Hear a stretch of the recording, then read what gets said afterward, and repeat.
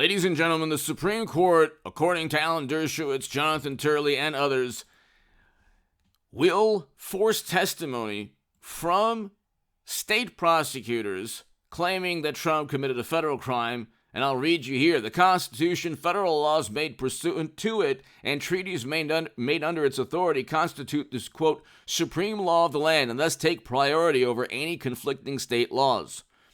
But there are other legal statutes or clauses within the Constitution, and there's a great deal of precedent, Supreme Court precedent, that says state prosecutors must focus only on accusing a defendant of crimes committed within the state and not accuse them of federal crimes, or that they can't accuse somebody of a federal crime when the federal government, the DOJ, the FEC in this case, hasn't even accused the person or indicted the person or even fined the person. So it'll go to the Supreme Court if indeed it keeps going up, up through the court system. Alvin Bragg, the Manhattan DA, and the Attorney General of New York, and the state prosecutors in Georgia, and, of course, almost certainly the special counsel, but that's a different story. That is the federal government. But that's the executive branch. But anyway. So Trump had a right to fire Mueller, which I think he should have done, to tell you the truth. But anyway. Because there was nothing there. You can't be a state prosecutor and accuse Trump of a federal crime that didn't exist, according to Jonathan Turley and Alan Dershowitz and many other legal scholars. You can't do that, okay? There's a separation of church and state, but there's also a separation between state and federal laws. Federal laws are the supreme law of the land, but you can't, generally, but you can't, you cannot, ladies and gentlemen, you cannot accuse Trump on a state level with misdemeanors and rely on a federal crime to boost and elevate those misdemeanors into felonies, and then just not even list the crime within the indictment. And so there's no crime, there's no underlying crime or federal crime within the indictment that the DA has used to elevate the misdemeanors into felonies. The Supreme Court will look at this, and you can just look, Supreme Court already overturned Washington Post. The Supreme Court unanimously overturned the former Virginia Governor Robert F. McDonnell's public corruption conviction Monday and imposed a higher standard for federal prosecutors who charge public officials with wrongdoing, but they overturned Politico. Here's the article. The decision from the 8-justice court could make it tougher for prosecutors. Hold on. Oh, yeah. Prosecutors approve corruption case against politicians in cases where there's no proof of explicit agreement linking a campaign donation or gift to a contract grant or vote. It's right there. It is right there. Okay? The Supreme Court has already stated if there is no direct evidence. So there is no direct evidence. There's no recording, there's no contract that Trump signed with Michael Cohen stating, pay Stormy because it'll hurt my campaign. See, again, this is not an actual crime. This has nothing to do with national security. This has nothing to do with bribes and kickbacks.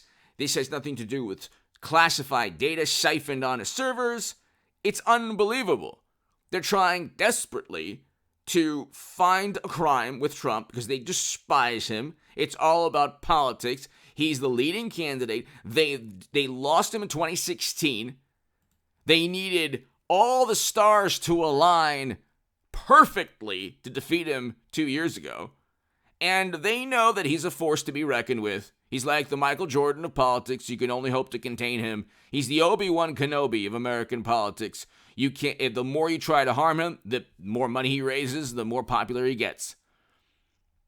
Hit subscribe to this channel right now. Go to hagoodman.com to read my writing in The Hill, The Huffington Post, Salon, The Jerusalem Post, The Federalist, and other publications. Go to contactgoodman88@gmail.com. Become part of a newsletter there.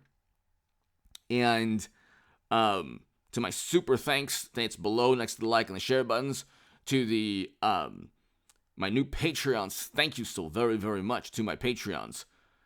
Your support is so greatly appreciated. The Patreon link is below. $1, $5, $10, whatever you want. It's just greatly appreciated. But ladies and gentlemen, the Supreme Court will rule against Alvin Bragg and the Manhattan DA. Because just like the corruption case in Virginia, there was no direct, he was convicted, but there was no, Democrats went after the Republican, but there was no evidence. And here you have an issue where, if New York, the Clinton campaign, I believe, don't quote me, and I think Hillary Clinton will be the 24 nominee for the Democratic Party. But don't quote me. The Clinton campaign, their base of operation is in New York. They were fined by the FEC for claiming legal services. Okay? Exactly what Trump's misdemeanors have been elevated and boosted to felonies is exactly what Clinton did, got fined for it by the FEC, said that they had purchased the Steele dossier and it was just legal expenses. It was clearly linked to the campaign to just sabotage Trump's campaign and presidency, to start a Federal Bureau of Investigation probe. And then the rebuttal, the absurd rebuttal, even from top journalists, even at the Washington Post, they're like, "Oh, well, it was started by the George Papadopoulos meeting." What? Why would that meeting? It was started in conjunction with an absurd, completely fabricated dossier, which nobody knows about any of this stuff. That's why the morally superior among us, think Trump is the embodiment of all evil. Nobody even knows any of this. So the fact that a meeting started an investigation into a meeting, by the way, with an Australian diplomat with ties to Clinton's foundation and accused George Papadopoulos of something he never did. They accused Michael Flynn of something he never did. Then they got both of them on allegedly lying to the Federal Bureau of Investigation agents who went after them to accuse them of something they didn't do. So the template with Trump is accuse something he didn't do, then say he obstructed justice. Oh my God. So it's they say that Trump is a narcissist and a bully. The way that they've utilized government and media against Trump is the epitome of an authoritarian, totalitarian, despot bully. Trump doesn't have control. He's the only authoritarian or despot in history that has no control of his intel agencies, of his government, or his media. But then again, you have to have some semblance, some understanding of history. Trump is the anti-authoritarian. He's not the authoritarian. There's a reason that everyone from Jimmy Kimmel to every journalist at the Times and the Washington Post say the same thing. It's not because reality is on their side. We're 90 seconds to midnight, according to the Bulletin of Atomic Scientists. And Trump hasn't been president for 3 years now? Going on 3 years. So, and we have inflation when Trump left, inflation was at 2%. And Biden gets sued by oil and gas associations. Within the lawsuits, they say, yeah, your policies are going to make everything more expensive. Because guess what? The economy runs on fossil fuels. The global economy, 90% of the economy.